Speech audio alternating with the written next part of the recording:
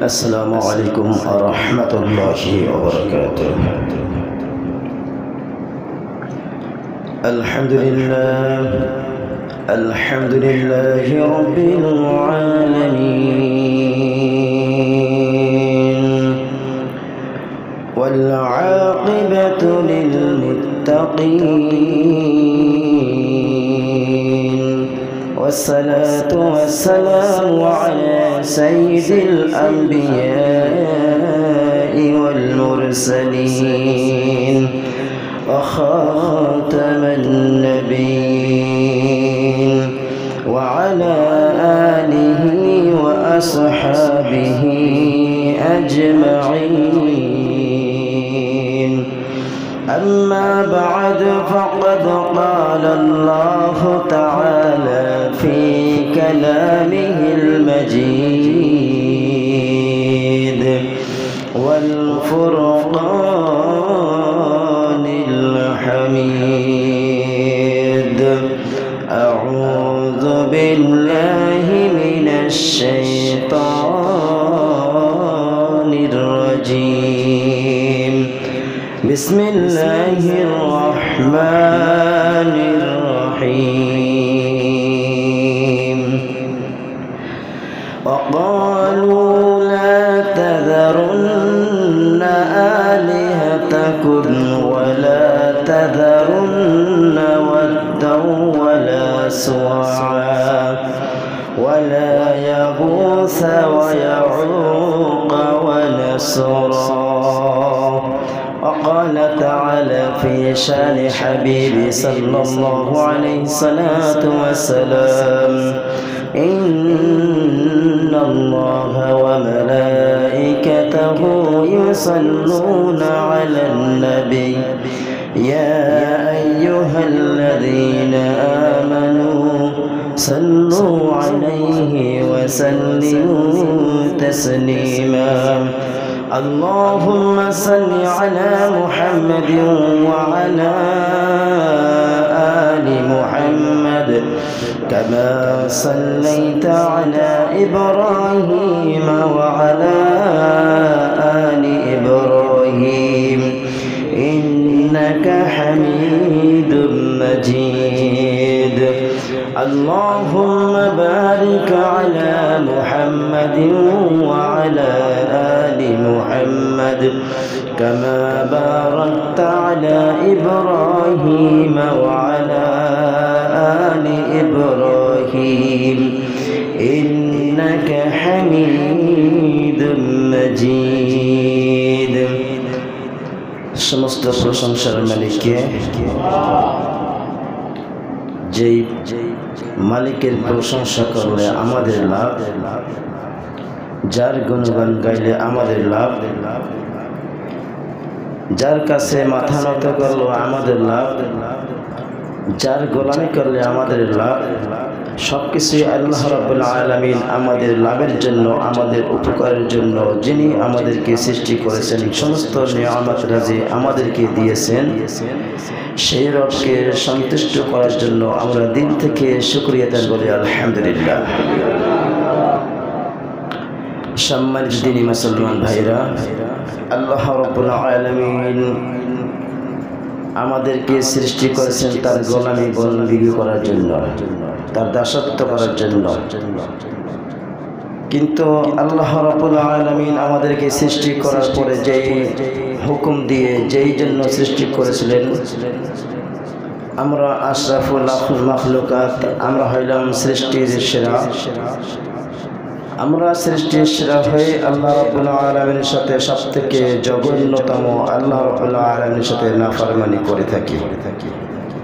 আজকে আমরা আলোচনা করব মূর্তি কখন থেকে আবিষ্কার হইল, মূর্তি কিভাবে আমাদের ভিতরে ছড়িয়ে পড়ল, সেই বিষয় নিয়ে আলোচনা করব ইনশাআল্লাহ। আল্লাহ তাআলা সমস্ত গুনাহ মাফ করবেন। তওবা ব্যতীত যদি মারা যায় তাই কিছু কিছু গুনাহ আছে আল্লাহ রাব্বুল আলামিন ক্ষমা করবেন না। এক নম্বর হলো শিরক অবস্থায় যদি কেউ মারা যায় আল্লাহ রাব্বুল আলামিন তার জন্য চিরস্থায়ী জাহান্নামের নির্ধারণ করে রেখেছেন। আরেকটা গুনাহ হইল, যদি কোনো বান্দার হক নষ্ট করে যদি মারা যায়, আল্লাহ রাব্বুল আলামিন তার ওই গুনাহ মাফ করবেন না যতক্ষণ পর্যন্ত বান্দা তাকে ক্ষমা না করে। কিছু কিছু গুনাহ আছে যেগুলো আল্লাহ রাব্বুল আলামিন খুবই অপছন্দ করেন। তার ভিতরে এক নম্বর হইল শিরক। আল্লাহ রাব্বুল আলামিনের সাথে কাউকে অংশীদার স্থাপন করা, আল্লাহর সমকক্ষ কাউকে মনে করা, এইগুলো আল্লাহ রাব্বুল আলামিন সবথেকে ঘৃণিত, সবথেকে অপছন্দনীয় করেন। আল্লাহ ব্যতীত অন্য কারো কাছে, অন্য কোনো মাখলুকের কাছে মাথা নত করা, এরা আল্লাহ তাআলার শরীক সাব্যস্ত করা।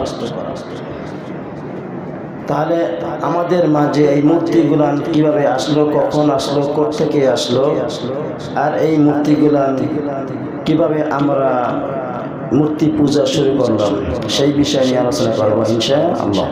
আল্লাহ রাব্বুল আলামিন হযরত আদম আলাইহিস সালামকে দুনিয়ায় প্রেরণ করার পরে 600 বছর পরে এই মূর্তির আবির্ভাব ঘটে। 600 বছর পরে এই মূর্তির আবির্ভাব ঘটে। আদম আলাইহিস সালাম চলে যাওয়ার পরে 6000 বছর পরে, আদম আলাইহিস সালাম চলে যাওয়ার পরে যখন আল্লাহ রাব্বুল আলামিনের নাফরমানি শুরু হয়ে গেল, তখন হযরত নূহ আলাইহিস সালামকে আল্লাহ রাব্বুল আলামিন দুনিয়ায় প্রেরণ করলেন। তখনকার এই মূর্তির আবির্ভাব ঘটে। আল্লাহ রাব্বুল আলামিন মহাগ্রন্থ আল কুরআনুল কারীমের ৭১ নম্বর সূরা সূরাতুন নূহের ২৩ নম্বর আয়াতে আল্লাহ তাআলা বলেন, আকালু লা তাযারুন্না আলিহাতাকুম ওয়া লা তাযারুন্না ওয়াদ্দা ওয়া লা সুওয়া ওয়া লা ইয়াগুসা ওয়া ইয়াউকা ওয়া নাসরা। শয়তান তখন মানুষের ভিতরে কুমন্ত্রণা দিল। কি দিল? তারা বলছে, তোমরা নিজেদের দেব দেবীর কোনো অবস্থায় পরিত্যাগ করবে না, তোমরা তোমাদের দেব দেবীর কোনো অবস্থায় তাদেরকে পরিত্যাগ করবে না। এবং আরো বলছেন ওয়াদ, সুয়া, ইয়াগুস, ইয়াউক এবং নাসারাকেও তোমরা পরিত্যাগ করবে না। আদম আলাইহিস সালাম চলে যাওয়ার পরে 5 জন বিখ্যাত আলেম ছিল, আল্লাহওয়ালা লোক ছিল, যাদেরকে দেখে মানুষ আল্লাহ তাআলাকে স্মরণ করত, ইবাদত বন্দেগী করত। এই 5 জন ব্যক্তি যখন চলে যায়, মারা যায়,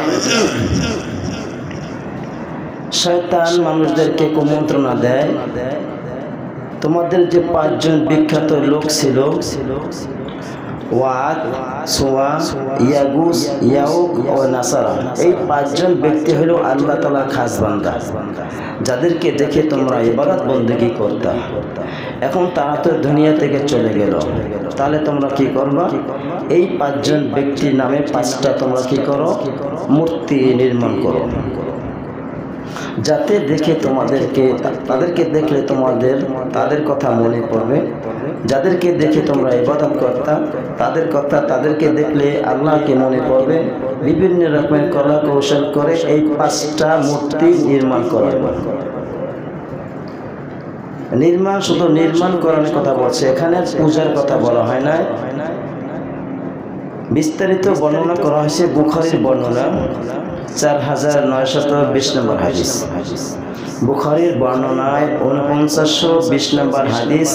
আন আব্বাস রাদিয়াল্লাহু তাআলা আনহুমা, তিনি বলেন, সারাতুল আওসানুল্লাতী কানাত ফি কওমি নূহিন ফিল আরাবি বা'দা ওয়া আম্মা ওয়াদ্দু কানাত লিল কালবি বিদাওমাতিল জান্দাল আব্বাস রাদিয়াল্লাহু তাআলা আনহুমা হাদিসটি বর্ণনা করেন। তিনি বলেন যে প্রতিমার পূজা নূহ আলাইহিস সালামের কওমের মাঝে চালু ছিল, পরবর্তী সময় আরবদের মাঝে এর পূজা প্রচলিত হয়েছিল। ওই নূহ আলাইহিস সালাম থেকে শুরু করে আরবদের পর্যন্ত এই মূর্তি পূজা প্রচলিত ছিল। ওয়াদ, এই যে একজন ব্যক্তির নাম, বুজুর্গ ব্যক্তির নাম, এই ওয়াদ দামাতুল জামদাল নামক জায়গা কালব গোত্রের একটা স্থানে এই মূর্তিটা আবিষ্কার করা হয়। আর এই মূর্তিটা আবিষ্কার করা হয় পুরুষের আকৃতিতে, পুরুষের মতন বানাইছে এই ওয়াদ নামক একটা মূর্তি। ওয়াদ ছিল কুদআ গোত্রের কালব ইবনে বনি কালব ইবনে দাবরা শাখার উপাস্য দেবী যাদেরকে পূজা করা হয়। এই পূজাটা আরব প্রাচীন শিলা লিপিতেও এইটা লিপিবদ্ধ ছিল। আর এইটা ওয়াদ্দুম আবাম এর নাম আরববাসীরা রেখেছিল। কুরাইশরাও তাকে এই ওয়াদ একে পূজা করত। ইতিহাসে দেখা যায় যে এই আবদে উদ নামে এক ব্যক্তির আবির্ভাব ঘটে। এই ওয়াদ নামের একটা ব্যক্তির আবির্ভাব তখন ওইখানে ঘটে। এইটা ছিল ওয়াদ নামের যে আল্লাহ তাআলা বুজুর্গ ব্যক্তি, এর মূর্তিটা শুধু স্থাপন করে রেখে দিয়েছেন, কোনো পূজা শুরু হয় না। وأما سواء كانت لهزيل আর সুয়া হুজাইল গোত্রের দেবী ছিল। সুয়া ছিল হুজাইল গোত্রের দেবী।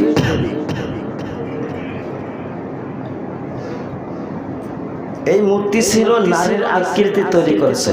প্রথমটা ওয়াদ ছিল পুরুষের আকৃতিতে, আর এই সুয়া তাকে নারীর আকৃতি তৈরি করেছেন। এটা ছিল ইয়ামুর সন্নিহিতস্থ রুহাত নামক স্থানে এইটা আবিষ্কার করা হয়। وأما يعوز فكانت لهراد ثم لبنيه قطيف بالجوف عند سبائل। ইয়াগুস মুরাদ গোত্রের দেবী ছিল। ইয়াগুস মুরাদ গোত্রের দেবী ছিল। অবশ্য তা পরবর্তীতে গাতিব গোত্রের জন্য এটা নির্মিত হয়ে যায়, গাতিব গোত্রের এটা চলে যায়।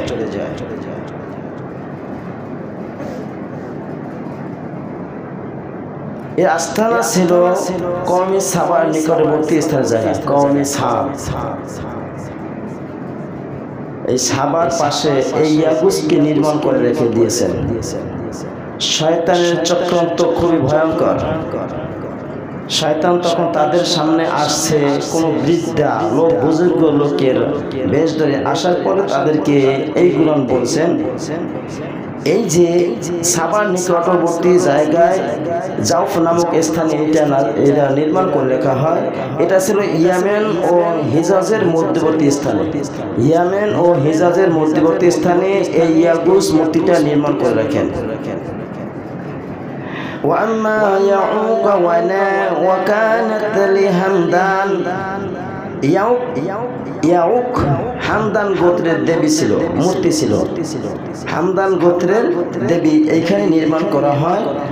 আর এইটা নির্মাণ করা হয় ঘোড়ার আকৃতিতে, ঘোড়ার আকৃতিতে। আর ইয়াগুস এইটা হচ্ছে সিংহের আকৃতিতে তৈরি করে রাখা হয়। আর ইয়াউক এটা হচ্ছে ঘোড়ার আকৃতিতে। প্রথম পাইলাম ওয়াদ করছে পুরুষের আকৃতিতে,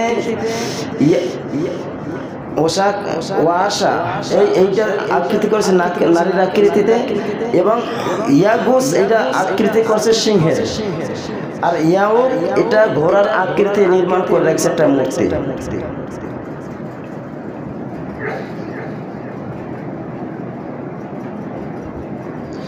وأما نصرا فكانت لحمدان لآل ذي الكلاع আসমাউ রিজালিন সালিহিন মিন কওমি নূহ ফালাম্মা হালাকু আওহা আশ-শাইতানু ইলা কওমিহিম। নাসার এটা হইল হিমিয়ার গোত্রের দেবতা। নাসার এটা হইল হিমিয়ার গোত্রের দেবতা। কওমকে এই কওমের কাছে শয়তান এসে বলছে, তারা তোমাদের ভিতরে খুব আল্লাহওয়ালা লোক ছিল, যাদেরকে দেখলে তোমরা ইবাদত করতে, যাদেরকে দেখে তোমরা আল্লাহ তাআলাকে স্মরণ করতে, তাদের যে নামগুলো, এই নাম অনুসারে তোমরা 5 জন কি করো, একটা মূর্তি বানিয়ে রাখো। 5 জন আল্লাহওয়ালা লোক ছিল, এই 5 জনের নাম দিয়ে 5টা মূর্তি 5টা স্থানে রেখে দিল, যাতে তোমরা দেখে তাদেরকে দেখলে তোমরা ইবাদত করতে পারো। এইগুলো করে তোমরা রেখে দাও। কোনখানে রেখে দেবে? আন-নুসিবু ইলা মাজালিসিহিম আল্লাতী কানু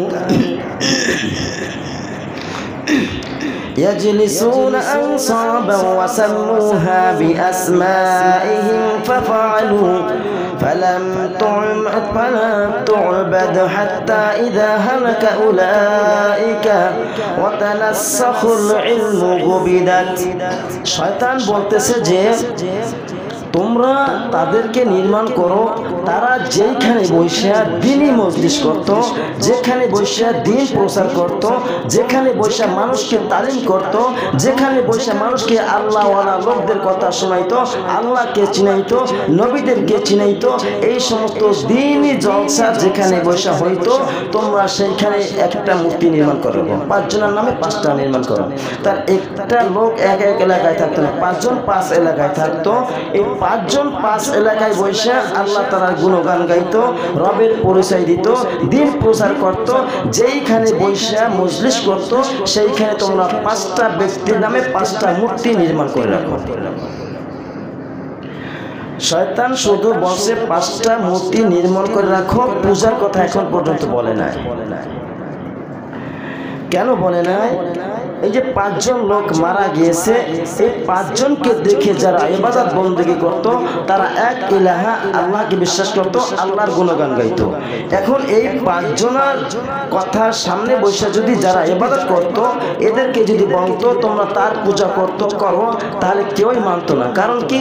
এরা আল্লাহওয়ালা লোক ছিল, এদেরকে সবাই চিনত। এই জন্য শয়তান হিকমত খাটাইয়া, কৌশল খাটাইয়া বলছে শুধু তোমরা মূর্তিগুলো নির্মাণ করে রাখো, এদের পূজা করতে হবে না। এই মূর্তি বানানোর 600 বছর পরে যখন এই প্রজন্ম চলে গেল, যখন নতুন প্রজন্ম আসলো, তখন কি করলো? তখন এই যারা নতুন প্রজন্ম আসলো, আসার পরে বলতেছে তোমাদের পূর্বপুরুষরা এই 5 জন ব্যক্তির পূজা করত, অতএব তোমরাও তাদের পূজা করো, তোমরা তাদের পূজা করো। কারণ কি? 600 বছর আগে কি হয়ে গেছে, এই 600 বছর পরে এই জিনিসটা তাদের মাথায় ছিল না, আদৌ এই কাজগুলো তারা ভুলে গেছে। শয়তান 600 বছর পরে তাদের কানের ভিতরে আসলো, এসে বলল যে তোমরা এদের পূজা করো, কারণ তোমাদের পূর্বে এদের পূজা তোমরা পূর্বে পুরুষ করে আসছে। তাইলে 600 বছর পরে মূর্তি নির্মাণ করাইলো।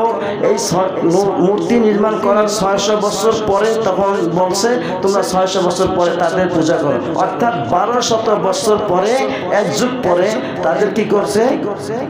পূজার নির্দেশ দিল। তার মানে অতীতে কি হয়ে গেছে এটা জানা নাই। তাহলে এইটা কেন বলা হলো? আমরা সূরা বাকারার 259 নম্বর আয়াতের দিকে তাকাইলে আমরা এইটা আমাদের ক্লিয়ার হবে। 309 বছর যে আসহাবে কাহাফ ঘুমিয়েছিল, তাহলে এই যে লোকগুলো ঘুমানোর পরে জিজ্ঞাসা করাইছিল তোমরা কতক্ষণ ঘুমাইছিল, তখন বলছে 1 দিন অথবা 1 বিকেল। কারণ তারা যখন ঘুমাইছিল তখন সূর্য উদিত হয়, আবার তাদেরকে যখন জাগানো হয়েছে তখন সূর্য অস্ত যায়। এই জন্য ওরা টার্গেট করছে আমরা তো ঘুমাইছি সূর্য উঠছে তখন, এখন সূর্য অস্ত যায়, 1 বিকেল অথবা 1 দিন, এর বেশি কিছু না। আল্লাহ রাব্বুল আলামিন সূরাতুল বাকারা 259 নম্বর আয়াতে বলেন আও কাল্লাযী মাররা আলা ক্বরিয়াতিন ওয়া হিয়া খাবিয়াতুন আলা উরুশিহা قال أنى يحيي هذه الله بعد موتها فأماته الله 100 عام ثم بعثه قال كم لبثت قال لبثت يوما أو بعض يوم এই আয়াতটার ব্যাখ্যা হইল এটা এক বুজুর্গ ব্যক্তি যাকে বলা হয় উজাইর। এই উজাইর আলাইহিস সালাম একদিন যখন রওনা হইলেন তখন দেখতেছে যে এক জনগোষ্ঠী ওইখানে স্তূপের ভিতরে ছাদ চাপা পড়ে সমস্ত মানুষজন মরে পড়ে আছে এবং ওইখানে একজন নেককার বান্দা বাদশা ছিল। ওইখানে যখন আকাম কুকাম শুরু হইলো, আল্লাহ নাফরমানি শুরু হইলো, তখন ওই বাদশার নির্দেশে ওই সমস্ত সব কিছু বাড়িঘর সব চুরমার করে দিল, ভেঙে ফেলাই দিল। তখন তার মনে একটু দেখে মনে প্রশ্ন জাগলো মনের ভিতরে আও কাল্লাযী মাররা আলা ক্বরিয়াতিন ওয়া হিয়া খাবিয়াতুন আলা উরুশিহা ক্বালা আন্না ইহয়ি হাযিহি বা'দা মাউতিহা। এই যে মুখগুলো মরে পড়ে আছে এইগুলো কি আল্লাহ রাব্বুল আলামিন কিভাবে জীবিত করবে? আল্লাহ রাব্বুল আলামিন কিভাবে জীবিত করবে?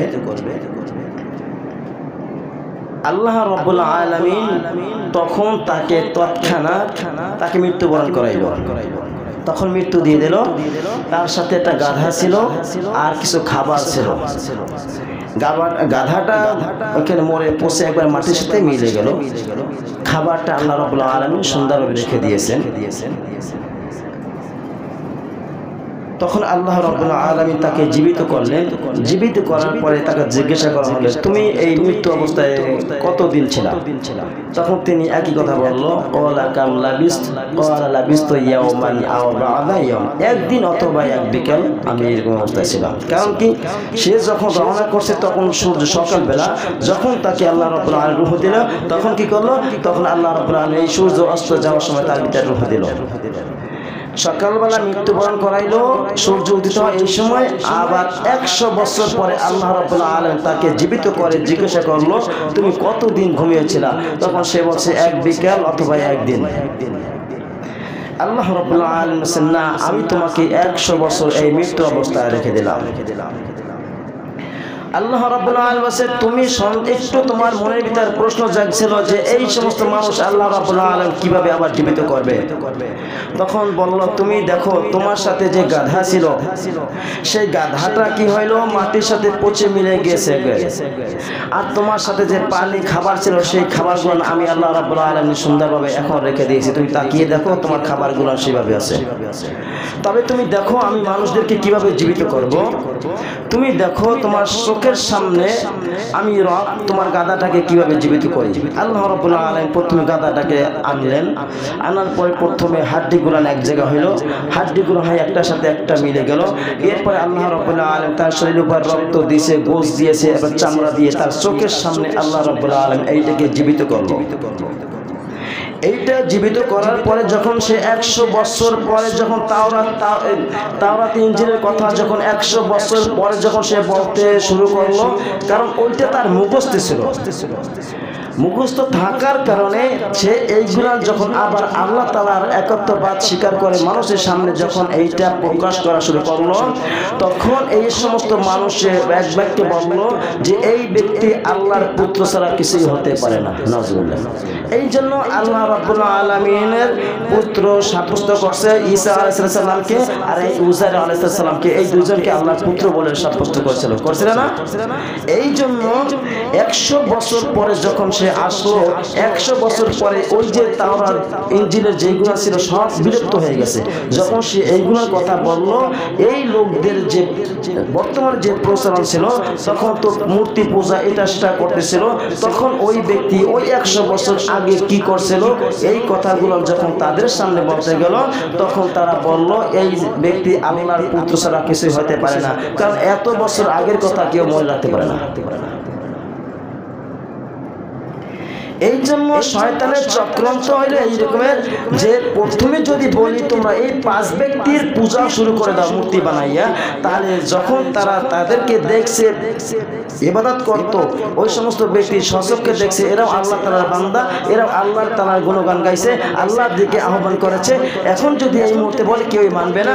এই জন্য শয়তান বলছে তাদের 5 ব্যক্তির নামে 5টা মূর্তি বানাইয়া রাখো, যাতে তোমাদের দেখলে মনে হয় এইদের দেখলে ইবাদত করতে মনে হবে। এই যখন এই প্রজন্ম চলে গেল, ঠিক আবার 600 বছর পরে আবার নতুন যে প্রজন্ম আসলো, তাদেরকে বলল তোমাদের পূর্বপুরুষরা এদের পূজা করত, তোমরা তাদের পূজা শুরু করে দাও।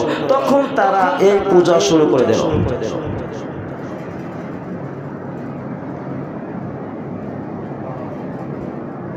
একটা জিনিস হঠাৎ সম্ভব না, এই জন্য শয়তানের চক্রান্ত খুবই ভয়ঙ্কর। কারণ শয়তান তো আল্লাহ তাআলার সাথে চ্যালেঞ্জ করে আসছে, যে আদমের কারণে আমি জান্নাত থেকে বহিষ্কার হইলাম, যে আদমের কারণে আমি চিরস্থায়ী জাহান্নামী হয়ে গেলাম, যে আদমের কারণে আমি চিরস্থায়ী কিয়ামত পর্যন্ত আমি লাঞ্ছিত অবস্থায় থাকবো, আমি সেই আদম সন্তানদেরকে আমি ডানে বামে সামনে পিছন থেকে সব দিকে এসে তাদেরকে ধোঁকা দিয়ে বোকা বানাইয়া জাহান্নামে নিয়ে যাব। আল্লাহ রাব্বুল আলামিন বলেন, আমার খাস বান্দা ব্যতীত তুমি কাউকে তোমার দলভুক্ত করতে পারবে না, যারাই তোমাদের দলভুক্ত হবে আমি তোমাদের সবাইকে জাহান্নামে দাখিল করাবো।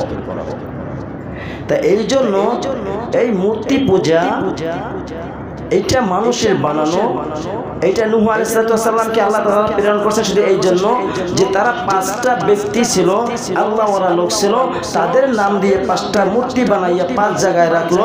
এই 5 জায়গায় রাখার পরে আল্লাহ রাব্বুল আলামিন তাদেরকে এই নাফরমানি করার কারণে আল্লাহ রাব্বুল আলামিন তাদেরকে মুক্তি দেওয়ার জন্য, তাদেরকে আল্লাহর পথে ফিরিয়ে আনার জন্য হযরত নূহ আলাইহিস সালামকে প্রেরণ করলেন। আমরা ওখানে পেলাম ওয়াদ মূর্তিটা তৈরি করছে পুরুষের আকৃতিতে, এবং সোয়া এইটা নির্মাণ করা হয়েছে নারীর আকৃতিতে, এবং ইয়াগুস এইটাকে সিংহের আকৃতিতে মূর্তি নির্মাণ করা হয়েছে, এবং ইয়াউক এটা ঘোড়ার ন্যায় আকৃতিতে তৈরি করা হয়েছে, এবং নাসারা এটা হলো শকুনির ন্যায় আকৃতি, শকুনির মতন বানাইয়া এই 5টা মূর্তি 5 এলাকায় রাখছে। রাখার পরে আদম আলাইহিস সালাম চলে যাওয়ার 600 বছর পরে এই মূর্তি নির্মাণ করা হইল।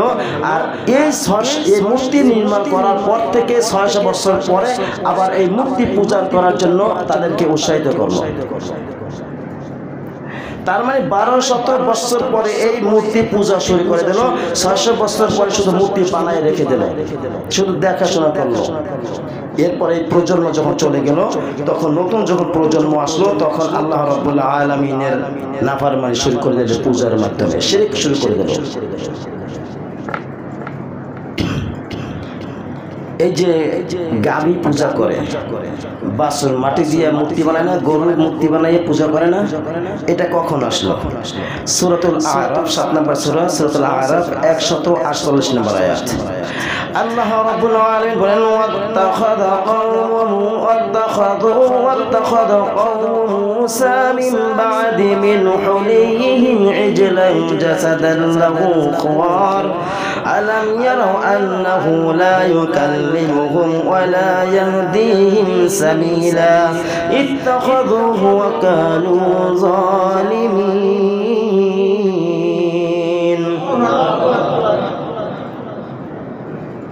मूसा আলাইহিসসালাম অনুপস্থিতিতে এর কওমেরা যখন নদী পার হয়ে গিয়েছিল, ফিরাউনের কবল থেকে আল্লাহ রাব্বুল আলামিন তাদেরকে বাঁচিয়েছিল। এরা যখন ওপারে গিয়েছিল, যাওয়ার পরে ওখানে সুখ শান্তিতে বসবাস করতেছিল, আল্লাহ রাব্বুল আলামিন মূসা আলাইহিস সালামকে 40 দিনের জন্য তুর পাহাড় নিয়ে গেছিলেন। ওখানে যাওয়ার পরে 40 দিন মুসা আলাইহিস সালাম ওখানে ছিল। তার ভাই হারুন আলাইহিস সালামকে এখানে তার দায়িত্ব কওমের কাছে রেখে গেল যে আমি ওখানে যাচ্ছি, আল্লাহ রাব্বুল আলামিনের সাক্ষাতের জন্য যাচ্ছি, আল্লাহ আমাদের ওখানে যাওয়ার জন্য হুকুম করেছেন। তখন এইখানে যে কওম ছিল, এই কওমের ভিতরে যেই লোকগুলো ছিল তারা একটা মূর্তি বানাইলো অলংকার স্বর্ণ দিয়ে। কি দিয়ে বানাইছে? স্বর্ণ দিয়ে। সামিরি এক ব্যক্তি ছিল, সেও ওই সময় আর কি মুসলমান ছিল। পরবর্তীতে যখন তিনি দেখলো জিবরিল আলাইহিস সালাম যখন মাটিতে হাঁটতো, ঘোড়ার পিঠে ঘোড়া হাঁটতো, তখন যেখানে পা পড়তো সেখান থেকে ঘাস গজাইতো। কি গজাইতো? সাথে সাথে ঘাস গজাইতো। ওই সামিরি ওই জিনিসটা খেয়াল করে ওইখান থেকে এক মুষ্টি মাটি সাথে করে নিয়ে গেছে। যাওয়ার পরে তাদের কওমের কাছে যে স্বর্ণ ছিল, স্বর্ণ সব জমা করে একটা মূর্তি বানাইলো, বাঁশের আকৃতি বানাইলো। বানানোর পরে ওই যে হাতে করে একটু মাটি নিয়ে আসছিল, ওই মাটিটা যখন তার ভিতরে দিল, তখন তার ভিতর থেকে গরুর ডাকের মতন একটা হাম্বা করে, একটা হাম্বা হাম্বা রব বলে ডাকতো। ওই মাটিটা ছিল জিবরাইল আলাইহিস সালাম ছিল রূহ, আর যেখানে পারা যেত সেখানে ঘাস গজাই দিত। ওই মাটিটা নিয়ে যখন তার ভিতরে প্রবেশ করাইলো, তখন ওই অলংকার দিয়ে স্বর্ণ দিয়ে যে মূর্তিটা বানানো হয়েছিল, ওই বানানোর ভিতর থেকে শুধু একটা শব্দ আসতো। শব্দ আসার পরে তখন এই সামিরি বলছে, দেখো মুসা তোমাদেরকে ভুলে গিয়েছে। একটা ব্যক্তি যে 40 দিন এক জায়গায় থাকে আর এর পিছনে বসে যদি সমালোচনা করা হয়, তার বিরুদ্ধে যদি কিছু বলা হয় যে হতে পারে মুসা 40 দিন চলে গেল, আজ পর্যন্ত আমাদের খোঁজ খবর নিল না, তা মুসা মনে সত্যি আমাদেরকে ভুলে গেল। যখন এই বাছরটা ডাকা শুরু করলো, তখন আনন্দিত হয়ে উত্তর প্রদক্ষিণ হয়ে তারা লাফালাফি করতে শুরু করলো, ঘুরতে শুরু করলো। এই থেকে এই আবিষ্কার হলো বাছর পূজা। এই থেকে বাছর পূজা আবিষ্কার হলো। আল্লাহ রাব্বুল আলামিন মুসা আলাইহিস সালামকে ওহীর মাধ্যমে জানাই দিলেন, মুসা তুমি তো এখানে আসছো, তোমার কওম এইরকম কাজ করলো, এরকম কাজ করতেছে। মুসা আলাইহিস সালাম 40 দিন পর যখন আসলেন, রাগান্বিত অবস্থায় আসলেন, আসার পর দেখতেছেন এই বাছুরের সামনে অনেক ফল ফলাদি দেওয়া আছে। তখন এই মুসা আলাইহিস সালাম রাগান্বিত হয়ে ফলগুলো সব ফেলে দিলেন এবং হারুন আলাইহিস সালামের চুল ধরেছেন, চুল ধরে টানে হেসে নিয়ে আসছে, তুমি কেন এই প্রতিবাদ করলা না? আমি এখানে নেই, তোমার কাছে দায়িত্ব ছিল, তুমি এই জন্য প্রতিবাদ কেন করলা না? হারুন আলাইহিস সালাম বলছেন, আমি করি নাই এই জন্য যে তুমি এসে আমাকেই বলবা যে এদের ভিতরে কেন বিভেদ সৃষ্টি করে দিলা, এদের ভিতরে কেন তর্ক বিতর্ক লিপ্ত করে দিলা, এই ভয়তে আমি তাদের কিছু বলি নাই। এবং তারা আমাকে হত্যা করার জন্য উপক্রম হয়েছিল, উদ্যুক্ত হয়েছিল, আমাকে হত্যা করবে, এদেরকে বাধা দিয়েছিলাম। আল্লাহ রাব্বুল আলামিন কাছে মুসা আলাইহিস সালাম দোয়া করলেন, আয় রব আমার ভাই এবং আমাকে কবুল করে নাও, যারা তোমাকে ডাকে এক ইলাহা বলে ডাকে তাদেরকে তুমি কবুল করে নাও। আল্লাহ রাব্বুল আলামিন তখন তাদেরকে বললেন, মুসা আলাইহিস সালামকে বললেন যে মুসা তুমি তাদেরকে বলো আল্লাহ তাআলা তোমাদেরকে ক্ষমা করবেন না যতক্ষণ পর্যন্ত তোমরা একে অপরকে হত্যা না করবা। 2 নম্বর সূরা সূরাতুল বাকারা 54 নম্বর আয়াত, ওয়াইজ ক্বালা মূসা লিকাওমিহি ইয়া কওমি ইন্নাকুম যালামতুম আনফুসাকুম বিত্তিখাযিকুমুল ইজলা ফাতুবু ইলা বারিকুম ফাকতুলু আনফুসাকুম যালিকুম খায়রুল লাকুম ইনদা বারিকুম। মূসা আলাইহিস সালাম বলেন, ও আমার কওমেরা, আল্লাহ রাব্বুল আলামিনের সাথে তোমরা যেই নাফরমানি করেছো, জঘন্যতম নাফরমানি করেছো, শিরক করেছো, আল্লাহর সমকক্ষ বানায় নিয়েছো। আল্লাহর সমকক্ষ বানায় নেওয়ার কারণে আল্লাহ রাব্বুল আলামিনের গজব তোমাদের উপর নির্দিষ্টভাবে নাজিল হবে। অর্থাৎ আল্লাহ তাআলা তোমাদেরকে মুক্তি দেবেন, তোমাদেরকে ক্ষমা করে দেবেন, ততক্ষণ পর্যন্ত ক্ষমা করবেন না তোমরা একে অপরকে যতক্ষণ পর্যন্ত হত্যা না করবা। যারা এই মূর্তি পূজা শিরক ছিল তাদেরকে হত্যা করেছে, যারা পূজা করে না, যারা এক আল্লাহর উপর ঈমান রেখেছিল তাদেরকে নির্দেশ দিয়েছে যারা এই শিরক করেছে তাদেরকে হত্যা করো। এখানে আসছে 70,000 লোককে হত্যা করা হয়েছে। কত হাজার? 70,000 লোককে হত্যা করা হয়েছে। এই 70,000 লোককে যারা হত্যা করেছে, যারা নিহত হয়েছে তাদেরকেও আল্লাহ ক্ষমা করে দিয়েছেন, আর যারা হত্যা করেছে আল্লাহ তাদেরকেও ক্ষমা করে দিয়েছেন। তার মানে এখানে বোঝা গেল যদি আল্লাহ তাআলা শিরক করা হয় আল্লাহ তাআলা তাদেরকে ক্ষমা করবেন না। আল্লাহ তাআলা আমাদেরকে এখন এমন একটা সুযোগ দিয়েছেন যে এখন ওই যে আল্লাহ তাআলা মুসা আলাইহিস সালামের উপর কওমের উপর যে নির্দিষ্ট করছে তোমরা একে অপরকে হত্যা করে তারপর তোমরা ক্ষমা মুক্তি করো, তোমরা আল্লাহ তাআলার কাছে তওবা করো। আল্লাহ তাআলা এখন আমাদেরকে এমন একটা সুযোগ দিয়েছে, বান্দা ভুল কাজ করেছো খালেসভাবে ইখলাসের সাথে তওবা করো, আমি রব তোমাদেরকে তওবা করে দেবো। ক্ষমা করে দিবেন না? আপনি বুঝেন নাই পরবর্তী সময় এই যে পূজা করেছিল বাছুর বানাইয়ে পূজা শুরু করেছিল সবাই বুঝতে পারছে যে আসলে আমরা একটা অন্যায় কাজ করেছি। অন্যায় কাজ করার কারণেই দুই পক্ষে মেনে নিতে বাধ্য হয়েছে। যদি ওই যারা বাছুর পূজা করেছিল শিরকে লিপ্ত হয়েছিল তারা বলতে পারতে আমরা এগুলো মানি না, আমরা ওই রবের কথা মানি না, আমরা এই দেবতার কথা মানি, কারণ দেবতা ডাকতে পারে এই দেবকে মানি, তখন তো তারা অস্বীকার করতে পারত। কিন্তু আল্লাহ রাব্বুল আলামিন তাদের ভিতরে ওই জ্ঞানটা ফিরাই দিয়েছে, তোমরা যে ভুল কাজটা করেছো এটা আসলে ভুল কাজ। ওরা বুঝতে পেরেছে বিধায়ী আল্লাহর হুকুমকে মানতে বাধ্য হয়েছে, যার কারণে তারা নিজেরা জীবন দিতে বাধ্য হয়ে গেছে। আল্লাহ তাআলা তাদেরকে ক্ষমা করেছেন, যারা শিরক করে না, যারা তাদেরকে হত্যা করেছে তাদেরকেও আল্লাহ রাব্বুল আলামিন ক্ষমা করে দিয়েছে। অর্থাৎ দুই দলকে আল্লাহ তাআলা ক্ষমা করে দিয়েছে। এই জন্য একটা মূর্তির সামনে যদি একটা মাছি ভনভন করে আল্লাহ তাআলা বলছেন এই মাছিটা তার মতন ক্ষমতা ওই মূর্তির নাই। আছে আছে মূর্তির সামনে অনেক খাবার রাখে, এই মূর্তি খাবার কি খায়? খায়। এই মূর্তির সামনে খাবার রাখা এই মূর্তির ফলগুলো কি করে? ওরা নিজেরাও ভোগ করে এবং মানুষদের মাঝেও বিলাইয়ে দেয়, তাই না? আর এই মূর্তির সামনে যেইগুলো প্রসাদ বলেন খাবার বলেন এই খাবারগুলো মুসলমানদের জন্য খুব হালাল, ঠিক না? কথা বলে না? আমরা মুসলমান, আমাদের ছেলে সন্তানরা তো খায় না? খায় না? পাশের বাড়ি হিন্দুরা যখন পূজা করে রাত্রে পূজা করে মূর্তির সামনে রাখে, সকালবেলা মুসলমানের বাচ্চারা যখন যায় তখন ডাকিয়ে দেয়, এটা সেটা দেয়, দেয় না? দেয় না? না বুঝা যদি করে এটা আল্লাহ তাআলা ক্ষমা করবে? করবে না? ছোটবেলায় অনেকেই করছে না? আল্লাহ তাআলা আমাদেরকে এখন জ্ঞান দিয়েছে, আমাদের ছেলে সন্তান ওই বাড়িতে যাবে না, খাবে না, ইনশাআল্লাহ ইনশাআল্লাহ। কারণ আপনার মূর্তি পূজা করছে যারা তাদেরকে আপনি সমর্থন করেছেন, তার মানে আপনি মূর্তি পূজার ভিতরে লিপ্ত হয়ে গেলেন, ঠিক না? ক্ষমতা পাওয়ার জন্য আপনি তাদেরকে সমর্থন করবেন, এই সমর্থন আল্লাহ তাআলা চান না, ঠিক না?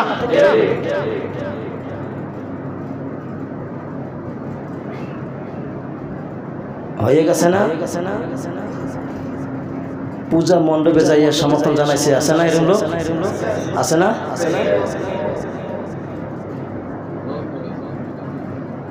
বহুত লোক যারা গেছে তাদের ছাত্র হওয়ার যোগ্যতা আমার মতন মানুষের ঠিক নাই, ঠিক না? কথা বলে না? অনেক ভাইয়েরা কথা বললে রাগ হইতে পারে। আল্লাহ রাব্বুল আলামিন ইউহিব্বুল হাক্কা ওয়া ইউবতিলুল বাতিলা ওয়ালাউ কারিহাল কাফিরুন ওয়ালাউ কারিহাল মুজরিমুন। নবী হে আপনি সত্যকে সত্য বলবেন, মিথ্যাকে মিথ্যা বলবেন, কাফের মুশরিকদের যা কিছু যায় আসে না কেন এটা আপনার ধারধারি না, ঠিক না? সত্যকে সত্য বলতে হবে, মিথ্যাকে মিথ্যা বলতে হবে, এটা ঈমানি দায়িত্ব, ঠিক না? নবীদের ভিতরে হযরত আদম আলাইহিস সালাম, সুলাইমান আলাইহিস সালাম, এই দুইজন নবী কারো কাছে ধাওয়া খান নাই, মার খান নাই, আর সমস্ত নবী কম বেশি ধাওয়া খাইছেন, অপমানিত হয়েছেন, ঠিক কিনা? কিসের জন্য? সত্য কথা বলার জন্য, সত্য পথে মানুষকে আহ্বান করেছে। কে কত বড় নেতা, কার কত ক্ষমতা, কে বড় কিছু এইগুলো দেখায় না, একমাত্র আল্লাহ তাআলার কাছে মাথা নত করেছে, ঠিক না? إذ قال له ربه أسلم قال أسلمت لرب العالمين। ইব্রাহিম আলাইহিস সালামকে আল্লাহ বলেন ইব্রাহিম আত্মসমর্পণ করো। ইব্রাহিম আলাইহিস সালাম একবার বলল না, আল্লাহ আত্মসমর্পণ করতে বলছো কিসের কারণে? কি কারণ? আমি তো তোমার পথেই আছি, ছোটবেলা থেকেই আমি তোমার পথে অগ্রসর হয়ে গেলাম, এখন আবার তুমি আত্মসমর্পণ করতে বলছো, কারণ কি?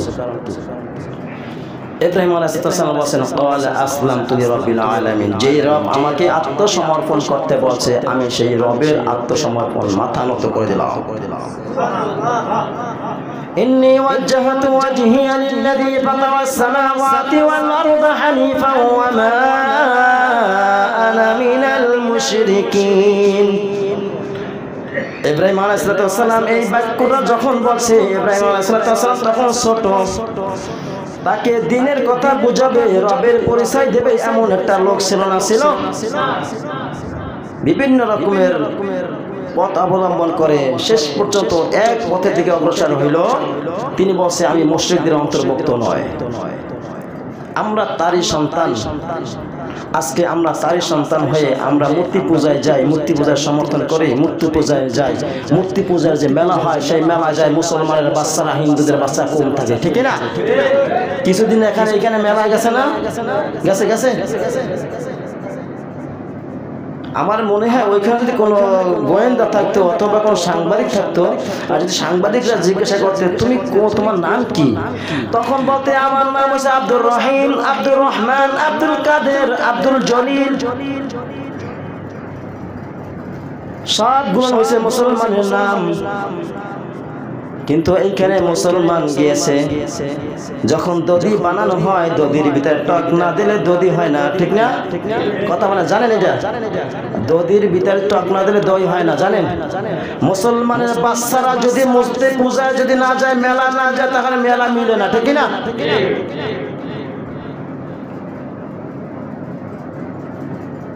ওখানে ভালো ঘরের লোক দেখছি টুপি মাথায় দিয়েও গেছে, এই আপনাদের মাঝে লোকে গেছে, বাইরের লোক গেছে। ওইখানে যাওয়া মানে আনন্দ ফুর্তি করা, মানে তোরা যা করছো আমিও সেটা, তোরা যা করছো আমিও সেটা। একবার একটা ঘটনা হয়েছে, 10টা চোর ছিল। কয়টা চোর ছিল? 10টা চোর ছিল। একটা চোর অসুস্থ, এখন 10টা পূরণ করতে হলে একটা লোক লাগবে না? একজন আল্লাহর বুজুর্গ লোক, আল্লাহওয়ালা লোক হাইটে যাচ্ছিল। তখন ওই বুজুর্গ লোকের ওই 9টা ডাকাতে ডাক দিছে, এদিকে তুই কে? বুজুর্গ লোক মনে করছে আমি যে রকমের ভালো মানুষ, আল্লাহওয়ালা লোক, ওই 9 জন ব্যক্তি ওরাও হয়েছে আল্লাহওয়ালা লোক। তখন বলছে তোমরাও যা আমিও তা। ডাকাতরা মনে করছে আমরাও ডাকাত, ও ডাকাত, তাহলে একজন পূর্ণ অপূর্ণ ছিল, এই একজন দিয়ে পূর্ণ করলাম। তাহলে ওই ব্যক্তি মনে করলো আমি যেরকম আল্লাহওয়ালার গুণগান গাই, ওরাও মনে করে আল্লাহওয়ালার গুণগান গায়, এই জন্য ওই ব্যক্তি বলছে তোমরাও যা আমিও তা, ঠিক না? এখন হিন্দুরা অমুসলিমরা চিন্তা করতেছে আমাদের মুসলমান আমাদের অনুষ্ঠানে আসে, আমাদেরকে বাহাবা জানায়, আমাদেরকে উৎসাহিত দেয়। একটা যদি প্রশ্ন করা হয় তুমি এই কাজটা করেছো, ও যদি নীরবতা পালন করে তাহলে মনে হবে যে সম্মতির লক্ষণ, ঠিক না? কথা বলে না, ঠিক না? তাইলে আপনি যখন অমুক জায়গায় যায়, আপনার সন্তান আপনার কাছ থেকে টাকা নিয়ে যায়, আপনি টাকা দিচ্ছেন, এই টাকা দেওয়ার কারণে ওই ছেলে আপনার ওই অনুষ্ঠানে গেল, এই দায় কে থাকবে? আপনি, আমি থাকবো, ঠিক না? এই জন্য আল্লাহ রাব্বুল আলামিন বলেন আলাহুম আরজুলুন ইয়ামশুনা বিহা আম লাহুম আইদিন ইয়াবতিশুনা বিহা আম লাহুম আ'ইনুন ইউবসিরুনা বিহা আম লাহুম আযানুন ইয়াসমাউনা বিহা কুল উদউ শুরাকাআকুম সুম্মা কিদুনি ফালা তুনজিরুন। তাদেরকে হাত আছে যে হাত দ্বারা তারা ধরবে, তাদেরকে পা আছে যে পা দ্বারা তারা চলবে, তাদেরকে চোখ আছে যে চোখ দ্বারা তারা দেখবে, তাদেরকে কান আছে যে কান দ্বারা তারা শুনবে।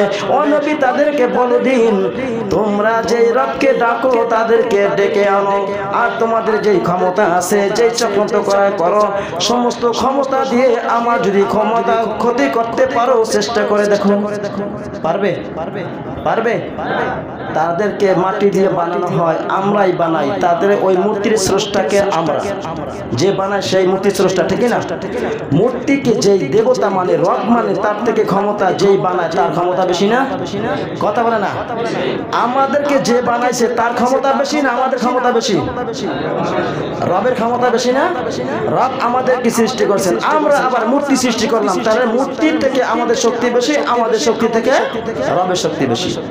এই জন্য বুঝলে যে বুঝে সে 9টি বুঝে, যে বুঝে না 90তে বুঝবে না, ঠিক না? ঠিক না? যার হেদায়েত হবে না তাকে শত চেষ্টা করলে হেদায়েতের পথে আসবে না, ঠিক না? আবু তালেবকে রাসূল সাল্লাল্লাহু আলাইহি ওয়াসাল্লাম দাওয়াত দিয়েছিলেন, আবু তালেব হেদায়েতের পথে আসে না, আসছিল। ইব্রাহিম আলাইহিস সালাম তার পিতাকে দাওয়াত দিয়েছিলেন, আসে নাই। নূহ আলাইহিস সালাম তার ছেলে কিনানকে দাওয়াত দিয়েছিল, আসছিল। লূত আলাইহিস সালাম তার স্ত্রী কাফেরদের সাথে সংযত ছিল, কাফেরদের সাথে থাকতে নিষেধ করছে, মানছিল? মানে নাই। কাফেরের ছেলে নবী হয়, নবীর ছেলে কাফের হয়, ঠিক না? মুসলমানের ছেলে অমুসলিমদের ধর্ম পালন করে, আবার অমুসলিমরা মুসলমানদের ধর্ম পালন করে না, করে? আপনাদের কোনো অনুষ্ঠানে আসে না। আজকে জুমার এখানে আলোচনা হয়েছে, শত শত লোক আছে, এখানে একজন হিন্দু মানুষ আছে?